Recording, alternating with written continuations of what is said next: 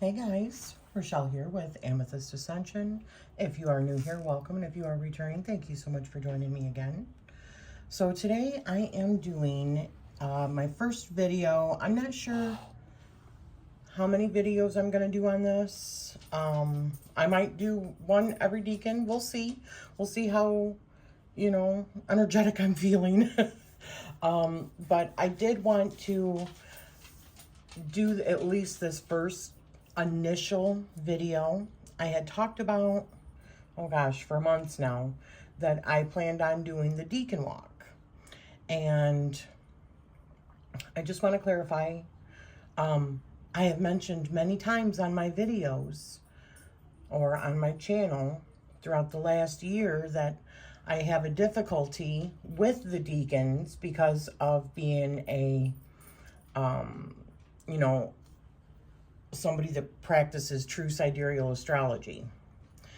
And finally, I came to the realization a few months ago, that I don't have to follow it as an astrology. However, I can use it just to layer on top of my actual tarot experience. And for me, there was a disconnect because I wanted to understand why they used the decans in the order in which they use them. The associations with the Golden Dawn, how they put it all together. So, I've just begun the journey. And mainly, the reason that I'm going to be doing it is to delve deep in each 10-day sequence into that energy of that particular card. And also, hopefully, it'll help me to memorize, because I do like using the decans. I like that because as somebody that understands astrology, but there are decks that you use that don't necessarily have those associations. So, and I could put them on the decks, but I would really, really like to, like I have memorized the meanings, I would like to memorize what the decans are. And for me, it was important because I like that layering for my tarot.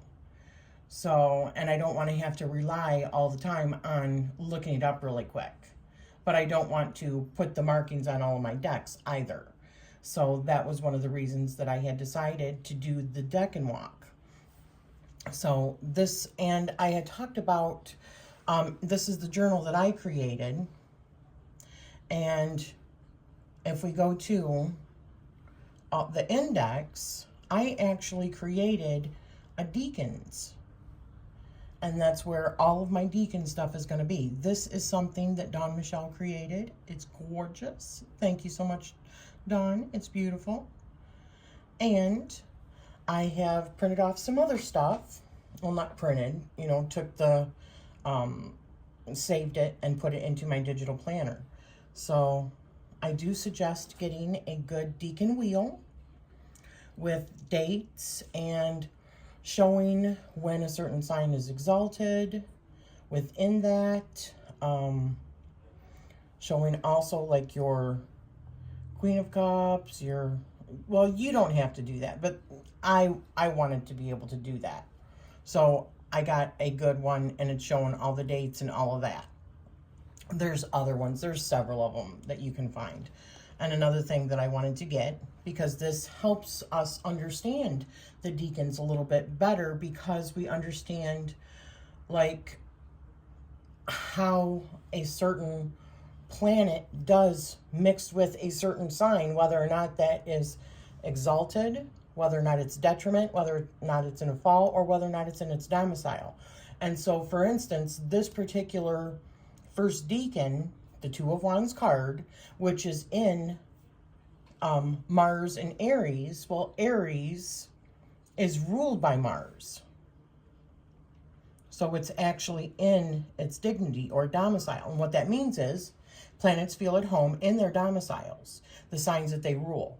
The sun is at home in Leo, for example, while the moon is at home in Cancer. is at home in Cancer. A planet is in its own home is said to be in its highest form of dignity, which is a good thing. And that brings a whole lot of other understanding to a particular card. So if a planet is in detriment, like for instance, Mars in Libra, it means planets that find themselves 180 degrees from their usual placements are as far from home as they can go. They are forced to function in a land of opposites. They're weak and the placement is a detriment. So if they're exalted or an exaltation, then that means each of the 7 traditional planets has its exaltation in one zodiac sign, where their energy is compatible. Planets are in exaltation are honored guests in another planet's home. So according to some astrologers, the exaltations were the original domiciles of the planets before Adam and Eve's fall from grace in the Garden of Eden. How interesting, right? So that's saying that these that are exaltation were the original planets that were the dignity for these, or I mean the signs for these planets. So it's like they're an honored guest. You know, you have a special room, a suite set up for them, and you know, you kind of give them special treatment while they're there. And then of course we've got the fall, which is, on the other hand, planets in fall are in a sign 180 degrees from their exaltation. So 180 degrees from this. And they are not honored guests. They're unwelcome visitors. They're humble, dejected, and at their absolute weakest. So what that means is, if the sun is in Libra, it's at its weakest point that it could be. If the moon is in Scorpio, it's at its weakest. Which, if you understand what the moon means, it means like our emotions and our intuition. So maybe when it's in Scorpio, maybe we're not seeing everything that we could be seeing. Maybe our intuition is not exactly where it could be if it were exalted or in its dignity. You see what I'm saying? So that was all part of it. That's another, I got that out of, and I'm going to show you some of my sources that I'm going to be using and the decks that I'm going to be using as well during this Deacon Walk. Also, I'm going to be putting a link over to Marlene's channel and to her video talking about it. I don't think it's ever too late to start a Deacon Walk. It's just you start it wherever you're at and finish it right wherever you're at. But I just wanted to wait until, today. Although I know technically yesterday, March 20th, was the spring equinox.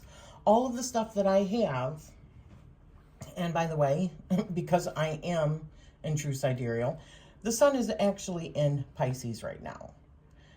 In the Western, it's in Aries, which is why we're starting it off. But I'm not using this. It doesn't interfere with my astrology. But I am going to take note of each 10-day period. So, which is another reason why I wanted to understand like the origins and all that of the Deacons. So let me just read something to you here. Deacons first appeared in the 10th dynasty, 2100 BCE. So we're talking like roughly, 4,100 years ago, 4,200 years ago, on coffin lids. The sequence of these star patterns began with Sothis, which is Sirius, and each deacon contained a set of stars and corresponding divinities. As measures of time, the rising and setting of deacons, I don't know why it keeps saying decans, I got to fix that, marked hours and groups of 10 days, which comprised an Egyptian year. And by the way, this started, we first see it in Egypt. The ancient book of Nut covers the subject of deacons. There were 36 deacons plus 5 added days to compose the 365 days of a solar-based year. Deacons measure sidereal time, and the solar year is 6 hours longer. So the Sothic and solar years in the Egyptian calendar realign every 1,460 years. Deacons represented on coffins from later dynasties compared to earlier deacon images demonstrate the Sothic, I'm not even sure how that's pronounced, solar shift. Now, according to a lady that I also found, Sarah Simons, of the School of Interdisciplinary Science at McMaster University, who specializes in ancient Egyptian astronomy, observational methods, timekeeping, astrological diagrams, astronomical texts and instruments, and the director of the McMaster Ancient Egyptian Astronomical Tables Project and more. I know that's a lot. There was more to it. I felt I didn't need to go any further. And she states, although we know the names of the deacons, and in some cases can translate the names and the locations of the deacons, all the stars and the relationships to modern star names and constellations are not known. This is due to many factors, but key problems are the uncertainty surrounding the observation methods used to develop and populate the diagonal star tables and the criteria used to select deacons, such as the brightness of the star. That's why, and I've seen another table showing all the different stars, and Vega was in there, and Pleiades was in there, and it was showing the different levels of their brightness. I need to find that and put it in here as well, but so the brightness, the position relationships to other stars, and so on. Because you got to understand, that's what was in their sky, 2100 BCE. This is some of the actual, these are the deacons right here, as you go down. Right there's the first one, in hieroglyphics. This is what was found on the coffins. Here's another one.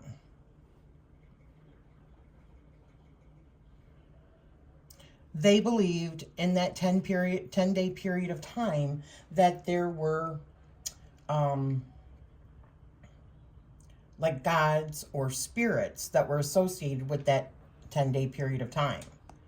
So our first one, which I haven't written it up yet, his name was Kent Kuru, the Lord of Dominion. In Egyptian mythology, Kenti Keti, or Kentik Keri, was a crocodile god, though he was later presented as a falcon god. His name means foremost retreater. At earlier times, he was the crocodile god of the region called Erebus in Lower Egypt. This is why in Egyptian history, he has often been associated with Sobek, and is said to be the owner of Erebus. During the New Kingdom, he was shown to be related to Horus and was shaped like a hawk. At that time, his name was Horus Kentiketi. In legend, he could take the form of a giant black bull named Kemwer, what was later replaced by Osiris, or who was later replaced by Cyrus and Osiris, and also known as Osiris, who lived in Erebus. Another association with the first deacon was Adonis.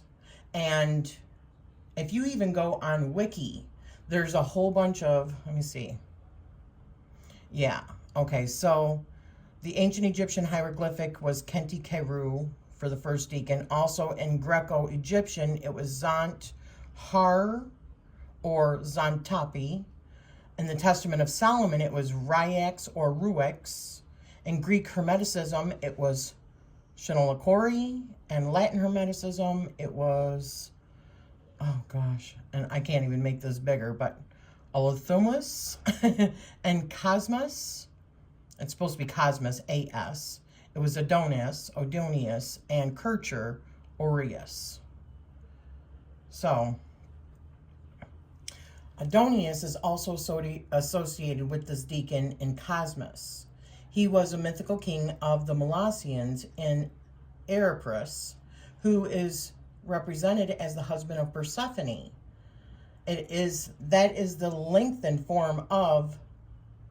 the Greek for Hades that infrequently appears even in the original sources, including Homer, the Iliad, V190XX61. So those were the original energies or gods that were associated with that particular 10-day period. This 10-day period. So this was a spread that I did. I got to put all my info. And I've just pretty much set up my planner to go through each one of them. So I wanted to show you. See, plus, you know, I also do the moons. So we have a new moon actually today when it's starting, and the new moon is in Pisces. But anyways, I wanted to show you.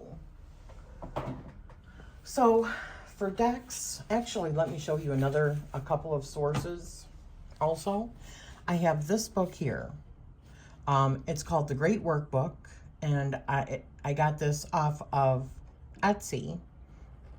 I seen this the first time on Meg's channel, which is Rose Honey Ritual. She had excuse me, I got the hiccups. She had talked about it and showed it, and I was like, oh yeah, I knew it was going to be perfect. I bought this back in November when I had first decided, well, a little bit before that I was going to be doing the Deacon Walk. And so, whoops, can you see that? No, you can't see it, okay. So it has a whole thing that you can set up for yourself if looking at the charts is a little bit difficult. So I went through and filled out all this, but even further on down the line, or to even understand how it's set up. So all of your 2s, 3s, and 4s are your cardinal signs and in their respective suits. Then your 5, 6, and 7s are your fixed signs in their respective suits. So like Earth would be Pentacles, Wands would be the fire signs, and then your Swords would be your air signs, and your Cups would be your water signs. And the 8, 9s, and 10s are your mutable signs. That's the structure of the Decans, how it's set up. And then it goes a little bit further than that. But then you can get more information for all of your major arcana. And then what I like here is also you can actually fill out your own Deacon wills also. And here's a big one. Sorry, here is a big one that you can fill out after you got a good understanding, and even if you wanted to frame this afterwards, just as long as, I am going to do this. I want to fill it out nice and neat, find the right pen, fill it out, maybe frame it for after I'm done with the Deacon Walk, or fill it out with each Deacon. But then it also has in this book each sign, Aries, Taurus, all the way through. Now, it doesn't have Ophiuchus because it's not the 13, like as in true Sidereal constellations. It's just the 12. But that's okay, because that's what we want, is the structure of what they used for the tarot. So I have here, as you can see, all the dates, the planets, the element, and where that corresponds with the different, so like all of Aries is the 2, 3, and 4 of Wands. So, and then for each one, it goes like that. So I have to fill these out. And as I finish my 10 days, I'm probably going to be writing about that, or I'm going to write about the characteristics of Aries itself. So this has more than just the astrological stuff in here too. It's also got the Tree of Life stuff that I'm going to jump into, and it's got learning core cards. I mean, it's just a fabulous resource. We'll be putting a link down below to this particular Etsy shop where you can purchase this. I have showed this before months ago, but you know, for anybody just coming or, oops, just getting ready to do this as well, if it's something that you want to look into. Another book that I am going through is The 36 Secrets by T. Susan Chang. And this goes through each of the decans as well. Like so, the Two of Wands. I finished that and starting on the Three of Wands, but that is the next decan. That's Deacon 2. But this is a good resource. 36 Secrets, The Tacanic Journey Through the Minor Arcana of the Tarot. Another good source is Tarot and Astrology.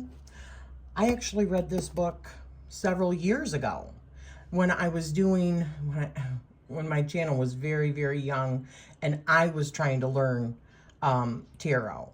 And so I was going through, I like to share my information as I'm learning it. And so this is what I started my 78 Days of Tarot series with, that I never finished, but I at least got through all of the major arcana anyways.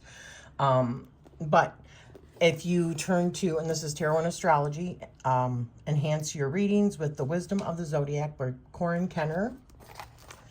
And if you go to page 109, oh, maybe it's before that. Planets and the signs. Oh, yes. The 3 decans of Aries. And then that moves on to the Two of Wands, 3 of Wands, 4 of Wands. So you've got all of your decan information in this as well, which is wonderful. And that starts on page 109. So another source, this is the Decoding Esoteric Symbolism in Modern Tarot, Tarot Deciphered by T. Susan Chang and Marlene. And if you go all the way back to page 584, well, actually 583, if you don't or can't find a good table of decans, here's one for you in this. Although this does start, or this book talks about it being 0 to 9 degrees and then 10 to whatever degrees. I am doing like 0 to 10 and then 11 to 20. But I mean, you can do it however you want. See, that's what I'm talking about. 0 to 9 degrees, 10 to 19, 20 to 29, and then 0 again. So, but this has a table for all the decans as well in it. And that starts on 583. Okay? So, what am I going to be using? Let me... Okay, so the decks that I'm going to be using are the Thoth Tarot. Mine is a modified version. I cut off the tops and the sides and only left just the bottom parts here. And edged mine in the red.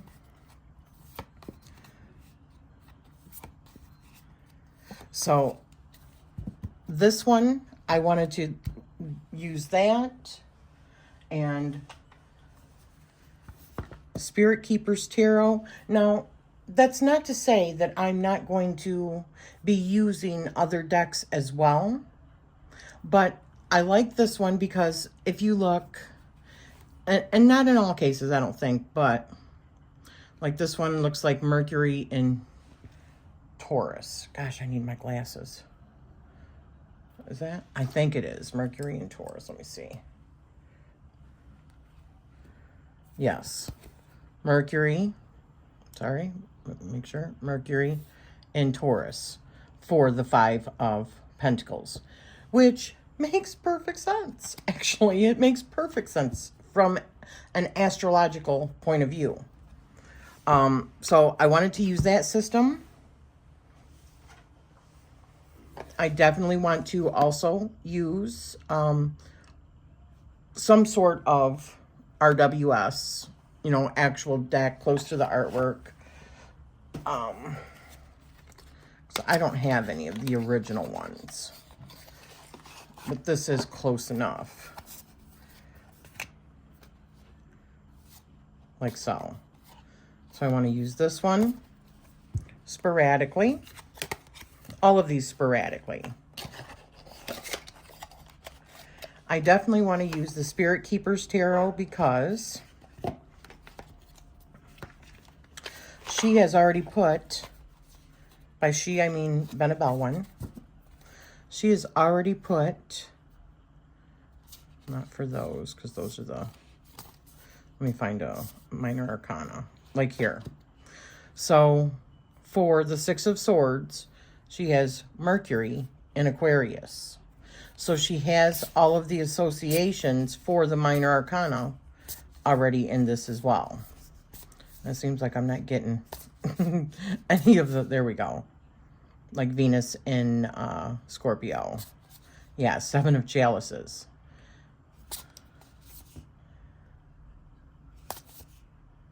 So I'm definitely going to be using that and referring to her book as well. The Book of Maps. Sorry if you can hear Oliver, he's outside.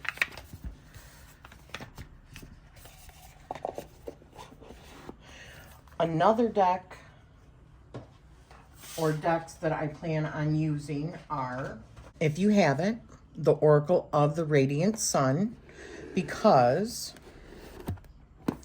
this actually has all 36 Deacon cards in it. These are all the 36. I've already put them in order. I did that a few days ago. So, first Deacon, second Deacon, third Deacon, and it can give you an idea of what that means. So, Mars in Aries could also be impulsiveness. But if we go to the book, which also talks about the 7 planets, gives you just a very brief rundown. The houses, which you don't really need for this, but the 12 signs, and then let's see. So here's the very first one and what it means, and there's a whole rundown. That is a great resource for understanding, not just from the point of view of the tarot system, but also from an astrological, because that brings another level to reading of the card. And so the Oracle of the Sun, excuse me, I also am going to be using this particular deck, the Heavenly Bodies Astrology, because the beautiful thing about this deck, if you have it, is that you can find your particular cards. So let's do this really quick, and I usually keep these in order, so this should be really quick to be able to find it. So there we have Mars, the Mars card, and let's find Aries. And there it is.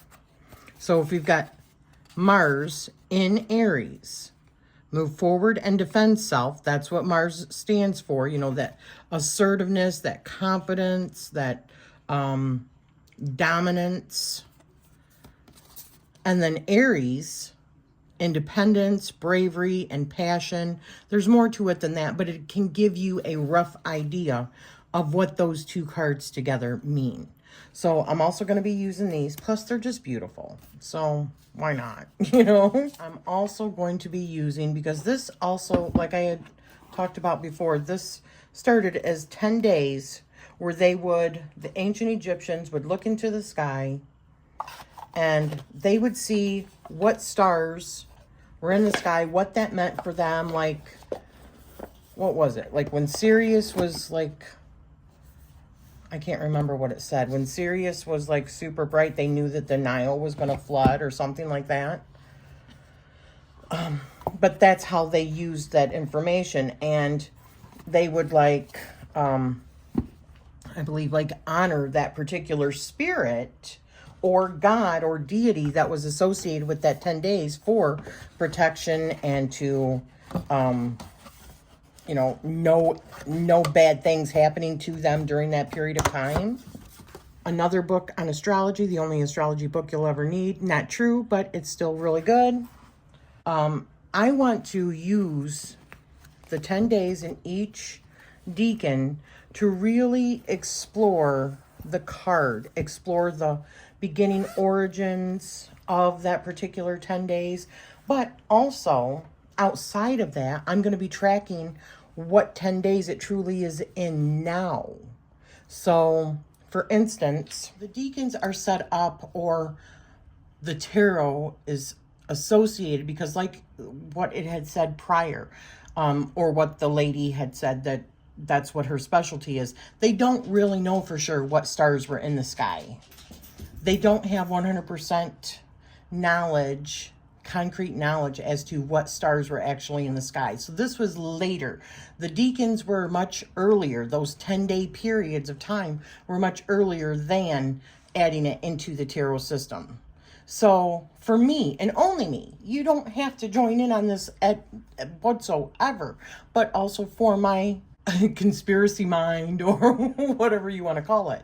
I know that the sun is not in each sign. Technically, they're not 30 degrees in size, which means they're not 30 days each. So if we're looking at the deacons in 10-day periods, okay, so for the sake of tarot and the layering and how it's used in the system, I wanted to do the Decan Walk. But also because my conspiracy mind, or just that part of me that always wants to know what's in the actual sky and how many days we're actually in that, just for my own recording. We have not 30 days in Aries, we have 22 days. In Taurus, we have 38. Gemini, 27. Cancer, 21. Leo, 38. These are all give or take, but that's roughly based on the size. These are the actual dates that if you looked into a telescope, that the sun is in these signs. So I'm not doing the Decan Walk for the astrological current wheel. I am doing it for how it fits within the tarot. So if you are a person like myself who follows true Sidereal or a different system, you can still do the Decan Walk. Because personally, I don't think that they are one and the same at all, actually.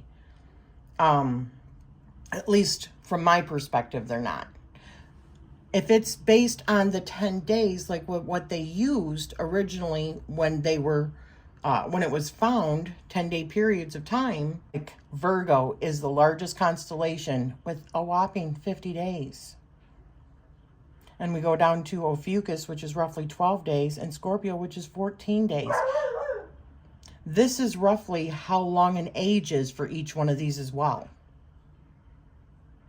based on the actual sizes of the constellations and the sun's traveling in these signs on the ecliptic.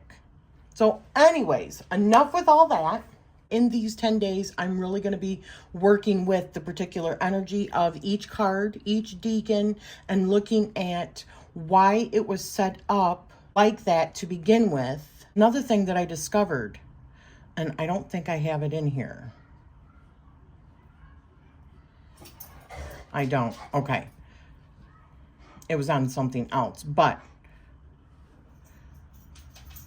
so these right here, that was another thing that was confusing me. I couldn't understand why it was set up the way that it was. The secondary rulers are not actually rulers per se of the planets. It was for a system. So when they were setting it up with the deacons for the deacon work, did the moon with Cancer, and then they did Sun with Leo, and then they did the closest planets as far as quick, because then the next planet that's closest is Mercury, and it goes the quickest. And then we've got Venus, and then we've got Mars, and then we've got oh, see, this is a different one. No, it's not. Then we've got Jupiter, and then Saturn. They're not, this is a little bit updated one that I found. There's other ones that I didn't use that they don't even use you know, the outer planets, Uranus, Neptune, and Pluto for the decans. It was only just the classic planets up to Saturn, because that's all they could see at the time, because they didn't have telescopes. So that was the only planet they could see with the naked eye, was up to Saturn. So, and it wasn't until what, like the 1700s that Uranus was discovered, and the 1800s for Neptune, and the 1900s for Pluto. Anywho, enough with all the astrology and all that, but I will be putting links down below to all of the books that I have shown, and I hope that you are going to do this Deacon Walk right along with us, and it's going to be a lot of fun. I'm looking forward to it, and I'm going to be changing up other decks as well. There's going to be other decks that are thrown in, kind of like what Dawn Michelle said, and this is how I feel as well. Work with whatever. I mean, that's a beautiful thing. A lot of us have large collections. Let's just go shopping on our own, you know, shelves, and really start utilizing some of our decks for this really cool Deacon Walk. So thank you for spending this time with me, and I am sending you love always.